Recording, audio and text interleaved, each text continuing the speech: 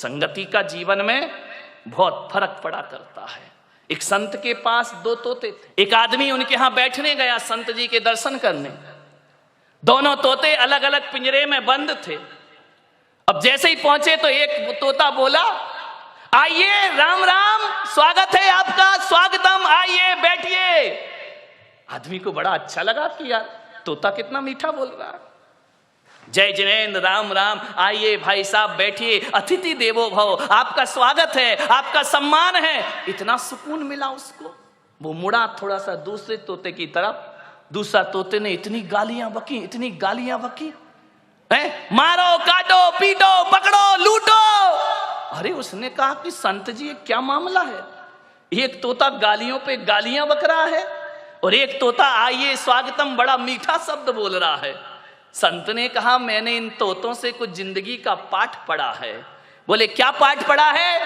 बोले जब ये तोते पैदा हुए थे, एक तोता मैंने डाकू के घर भेज दिया था और एक तोता मैंने साधु के घर भेज दिया था। अरे जो साधु का तोता था वो कहता था राम राम तुम्हारा स्वागत है, और जो डाकू के घर पला है वो कहता है मारो, काटो, पकड़ो और लूटो। ये संगति का फल है। तोता तो एक ही है ना, किस घर में पड़ा है? एक बात याद रखना, भीलनी के घर में पड़ा हुआ चंदन तिलक लगाने के काम नहीं आता, चूल्हे में जला करके रोटियां बनाया करती है। ध्यान रखना, भीलनी के घर में रखा हुआ हीरे का टुकड़ा आभूषण नहीं बनता है, वो पैर घिसने के काम आया करता। कहां पड़े हो आप? चंदन पड़ा चमार घर, ध्यान रखिए, नित नित कूटे चाम।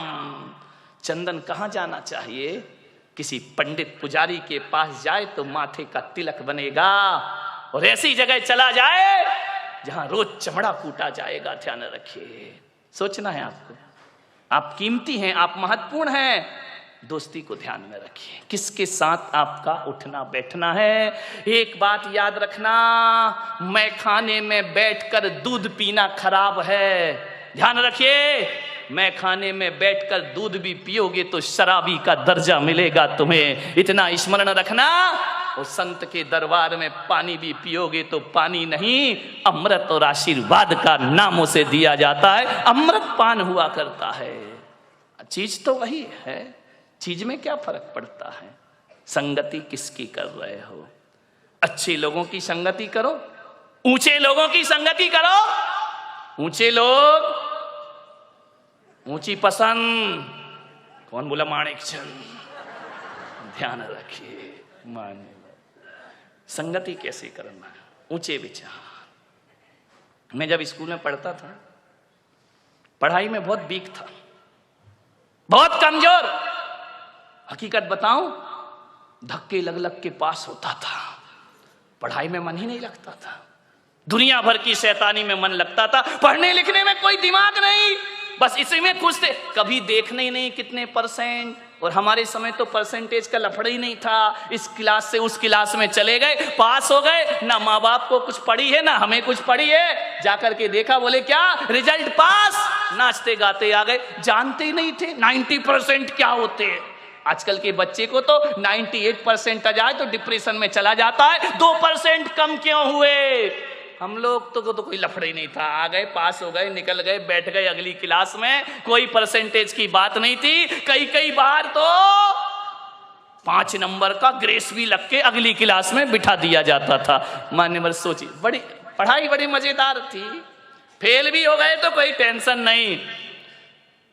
एक लड़का फेल हो गया था हमारी क्लास में बचपन में। अब वो फेल तो हो गया बेचारा, बड़ा रो रहा। मैंने कहा काहे को रोता यार, हो गया, फेल हो गया। स्कूल अगर आए तो पढ़ना ही पड़ेगा, पढ़ाई गर जहर है तो पीना ही पड़ेगा। उस समय मैंने कविता लिखी थी, गिर गिर के पढ़ाई में संभलते ही रहेंगे।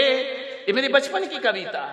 गिर गिर के पढ़ाई में संभलते ही रहेंगे, गर फेल भी हो जाए तो पढ़ते ही रहेंगे। जिसने किया फेल वही पास करेगा, पढ़ाई अगर जहर तो पीना ही पड़ेगा।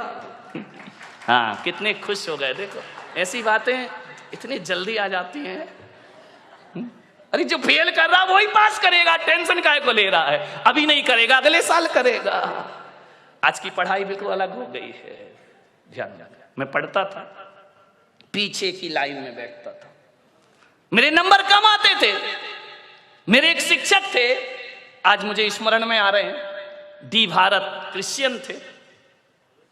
वो मुझे बहुत प्यार करते थे बचपन में, वृद्ध थे, रिटायर्ड होने के बाद भी वो स्कूल पढ़ाते थे कि मैं सरकार की पेंशन जो मिलती है ना, ये फ्री में नहीं खाऊंगा, जब तक हाथ पैर चल रहे हैं स्कूल रोज आऊंगा। ऐसे वह शिक्षक थे। उन्होंने एक दिन मुझे बुलाया कि इधर आओ, तुम देखने में तो बड़े अच्छे हो, उस समय तो मैं अच्छा ही था, क्यों अभी गड़बड़ लग रहा हूं क्या? ध्यान रखिए। उन्होंने कहा इधर आओ, तुम पढ़ते लिखते क्यों नहीं हो? मैंने कहा पढ़ता तो दिमाग में कुछ नहीं चढ़ता है। बोले नहीं चढ़ेगा। मालूम है, मेरी संगति खराब थी, गलत लोगों के साथ पीछे की सीट में बैठता था, मस्ती करना, टीचर पढ़ा रहा है एक दूसरे की छेड़छाड़ करना, टीचरों के नाम रखना उल्टे सीधे। अब स्कूलों में तो यही होता है, और क्या करोगे? उनको चिढ़ाना, उनकी नकल करना, वो चले गए तो ब्लैक बोर्ड में उनका चित्र बनाना, चित्र बना रहे सर का, बन गया बंदर का। बड़ी आफत होती थी। उन्होंने कहा इधर आओ, देखने में बड़े अच्छे हो लेकिन काम तुम्हारे बहुत गड़बड़ है, पढ़ाई में आगे बढ़ो। मैंने कहा मैं नहीं लगता मन। स्कूल क्यों आते हो?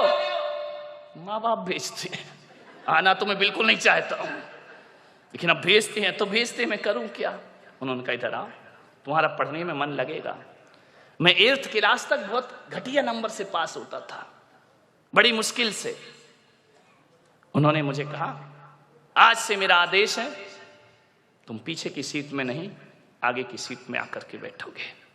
पीछे की सीट पे वही बैठता है जो पढ़ाई से जी चुराता है, जो क्लास में मस्ती करना जानता है।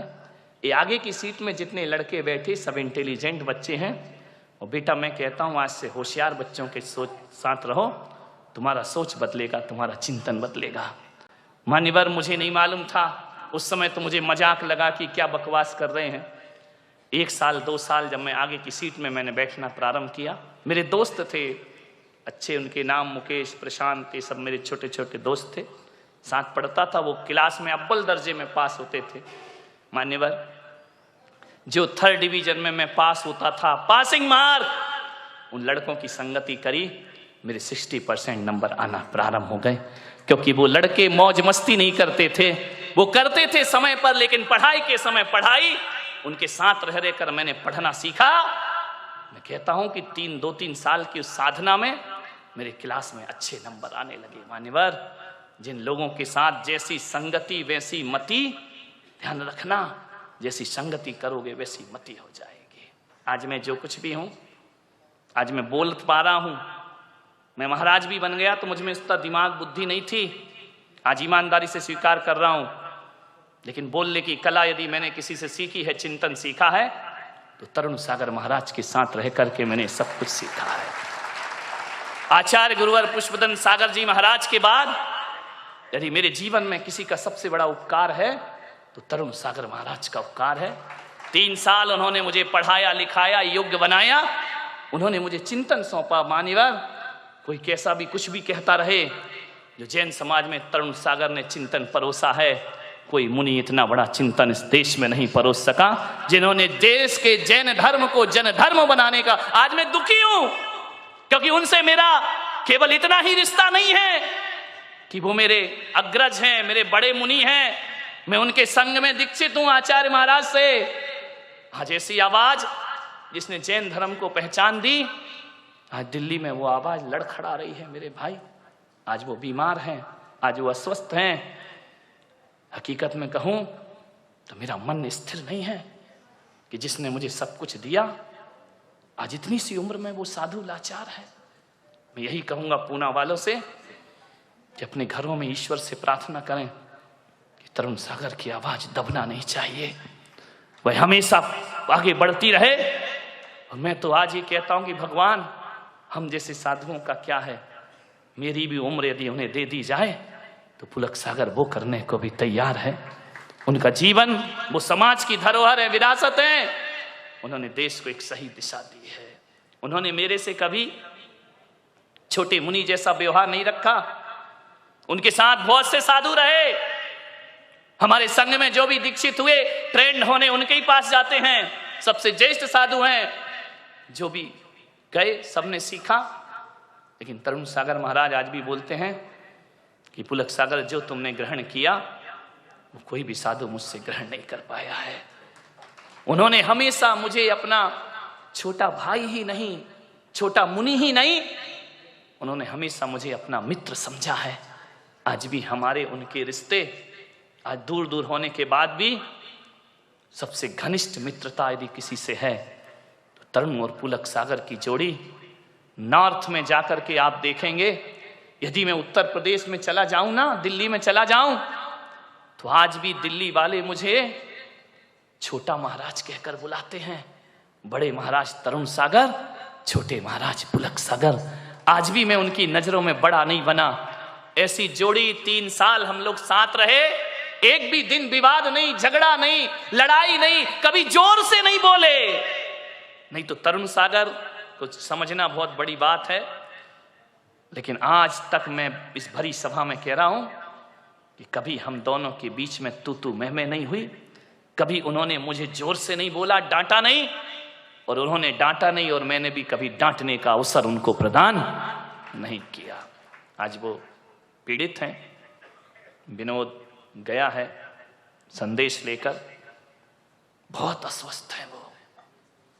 मैं आपसे निवेदन करता हूं, मत दो कुछ, एक संत को हृदय से दुआ दे दो। कभी कभी दवा जो काम नहीं करती वो दुआ काम करती है, ध्यान रखना। वो निरोग हो, वो स्वस्थ हो। मान्यवर, विषय मेरा बदल गया, लेकिन भीतर से दुख है मुझे। साल भर हो गए, 2 साल हो गए उन्हें परेशानियों को झेलते झेलते। यहां से भी गए थे तो बीमार ही थे। खैर, मैं इतना ही कहूंगा कि जिंदगी में दोस्ती हमेशा याद रहती है। रिश्तेदारियों में बहुत औपचारिकताएं होती हैं मेरे भाई। रिश्तेदारी में ऊंच नीच की बातें होती हैं। रिश्तेदारी वो होती है, कोई मुझसे पूछे कि रिश्तेदारी महान होती है या दोस्ती, तो मैं पुलक सागर कहूंगा रिश्तेदारी छोड़ सकता हूं, लेकिन दोस्ती सबसे बड़ी चीज हुआ करती है। दोस्ती में कुछ ऊंच नीच नहीं होता है। दोस्ती में, रिश्तेदारी में तो रिश्तेदारों से संभल संभल के बोलना पड़ता है। हमको पूछा नहीं, हमारा सम्मान नहीं किया, हमारा, ये रिश्तेदारियों के लफड़े हैं। हम उनके घर गए, हमें पानी को नहीं पूछा। दोस्त ऐसा कभी नहीं कहता है मेरे भाई। दोस्त के मन में ये बातें कभी नहीं आती हैं। रिश्तेदार में बहुत सी रिश्तेदारी निभाना पड़ती है, दोस्ती निभाना नहीं पड़ती। दोस्ती तो जीना पड़ती है, आनंद के साथ दोस्ती जी जाती है मेरे भाई। रिश्तेदार शिकायत से भरे होते हैं। कभी कंवर साहब आ जाएं, दामान जी आ जाएं, यदि आपके घर में खाएंगे पिएंगे, तिलक भी करवाएंगे, टिफिन भी ले जाएंगे, और घर जाके कहेंगे मजा नहीं आया, दत्त रे की मर गया वो करते करते ससुर साहब, तुमने क्या दिया, मजा नहीं आया। विचार करिए, ये रिश्तेदारियां होती हैं। और दोस्ती तो वो होती है, यदि दोस्ती का आनंद लेना है तो नारायण कृष्ण सुदामा के चिवड़े का आनंद लिया करते हैं, जो 56 भोगों में आनंद नहीं आया करता है। दोस्ती बड़ी आनंद प्रदायक होती है। आपसे एक निवेदन है, मैं जहां तक सोचता हूं कि अब्दुल कलाम को यदि गलत संगति मिल जाती तो मेरा पूरा विश्वास है कि अब्दुल कलाम लादेन बन गए होते, और लादेन को अच्छी संगति मिल जाती तो लादेन अब्दुल कलाम बन गया होता। ध्यान रखिए, राम को अच्छी संगति मिली, वो महान हो गए।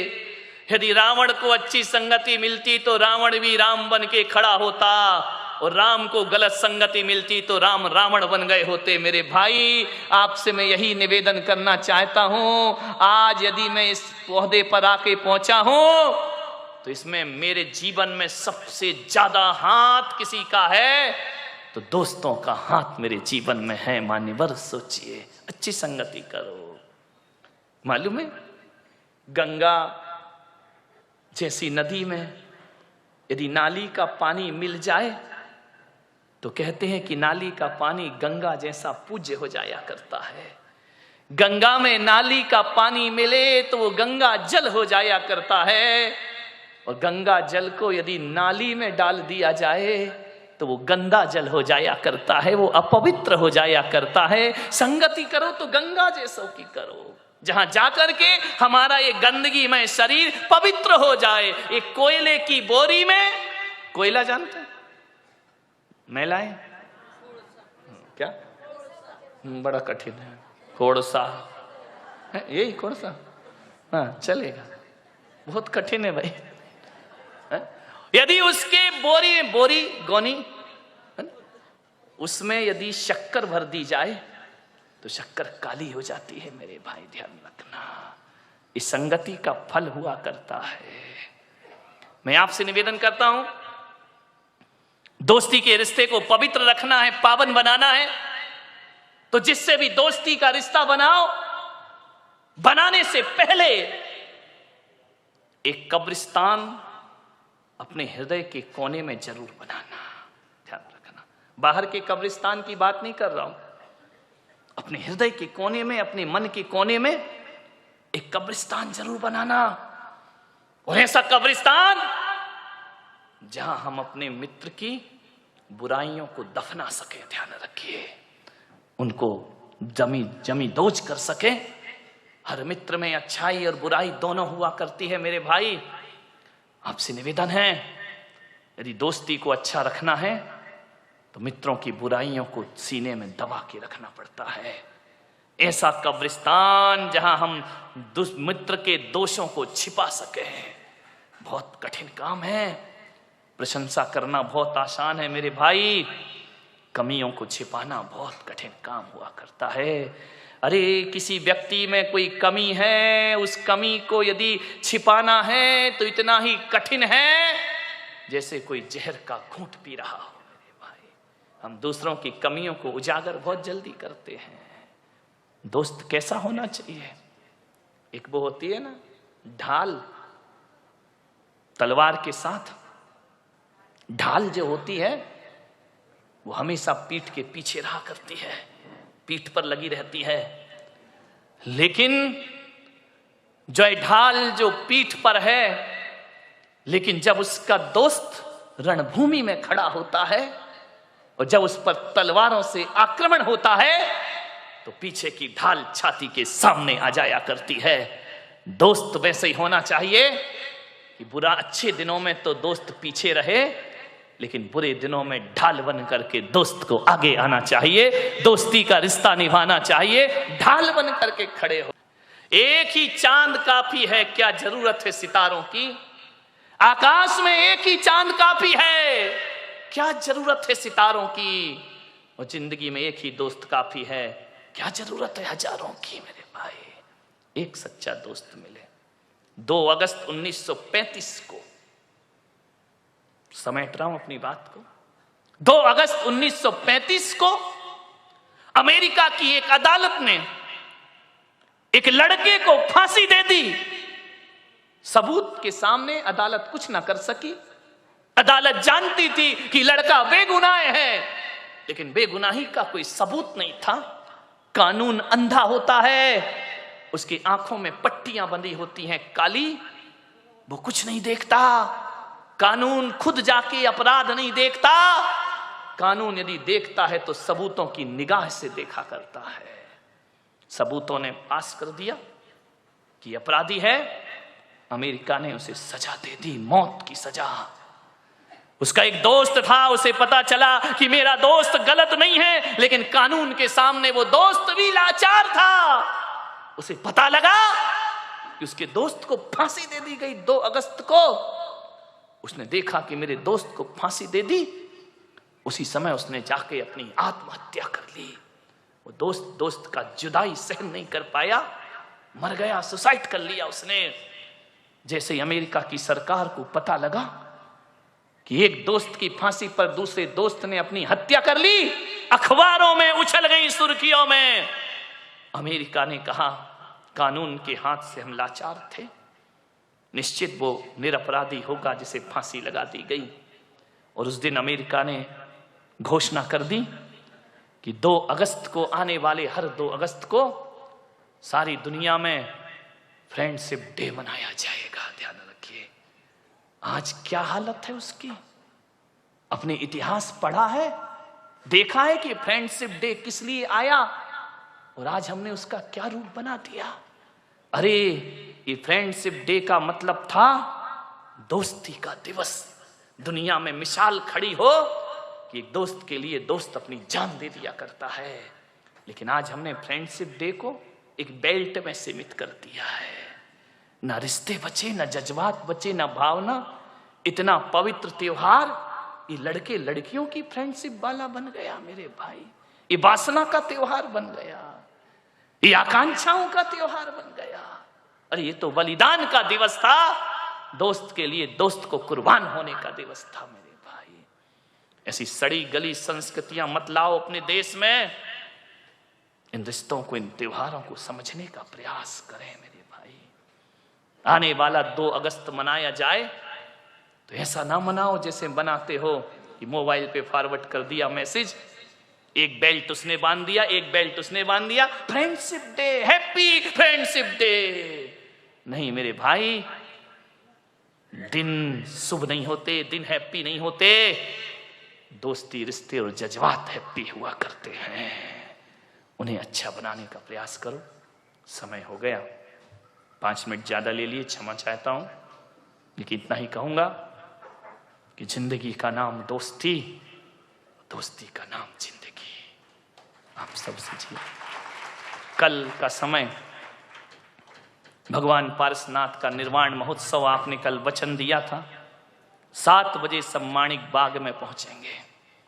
आज इतने खूबसूरत विचार आपको मिल रहे हैं, मुझे नहीं मालूम आपको पसंद आ रहे या नहीं आ रहे, लेकिन आपकी तालियां मुझे एहसास कराती हैं कि मेरी कोई ना कोई बात आपके दिल को जरूर छू रही है।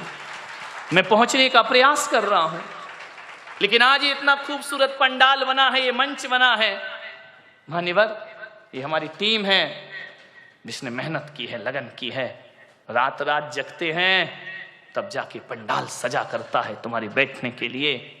आपसे मेरा निवेदन है, हाथ उठाओ जरा, कौन कौन मेरा आशीर्वाद चाहता है ईमानदारी से। सभी लोग चाहते हैं? ये बताओ, केवल 20 दिन चाहते या हमेशा चाहते हैं?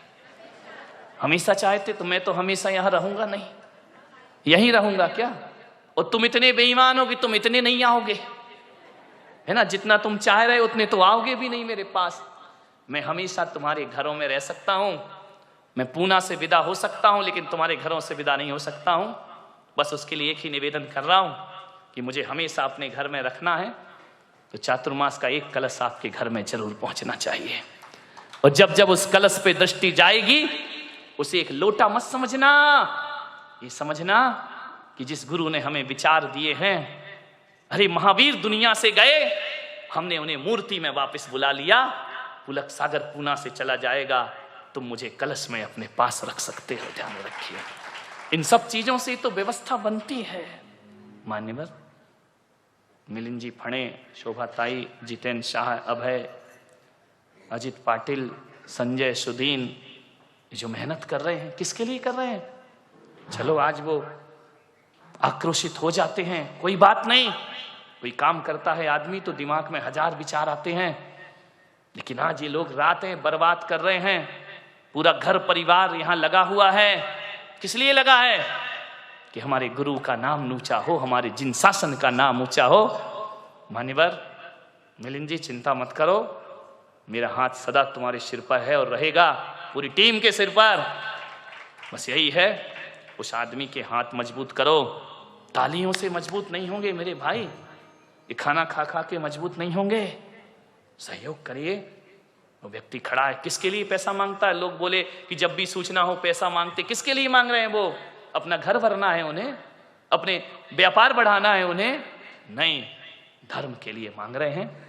मान्यवर आज की मेरी बात से कोई जरूरी नहीं अपनी हैसियत के अनुसार 1 लाख वाला भी कलश है, 21,000 वाला भी कलश है। 4 महीने संत को लाए हो, इतना तो दो यार। तुम्हारा संत लेता क्या है? 2 अंजलि भोजन के अलावा क्या लेता है तुमसे? अभी कथाकार बुला लोगे ना तो एक एक कथा की 20-20 लाख ले जाते हैं। मैं तो बिना खाए तुमको प्रवचन दे रहा हूं मेरे भाई। इतना समर्पण तो रखो। एक एक कलश जरूर बुक होना चाहिए। उस व्यक्ति को साहस दो, ताकत दो, वो काम कर रहा है। मैं अपनी ऊर्जा दे सकता हूं लेकिन मेरी मर्यादा है। मेरे पास धर्म है, तुम्हारे पास धन है। धन होता तो मैं तुमसे कहता ही नहीं, मैं खुद ही कहता कि जाओ मिलिंद करो काम, कोई चिंता की बात नहीं।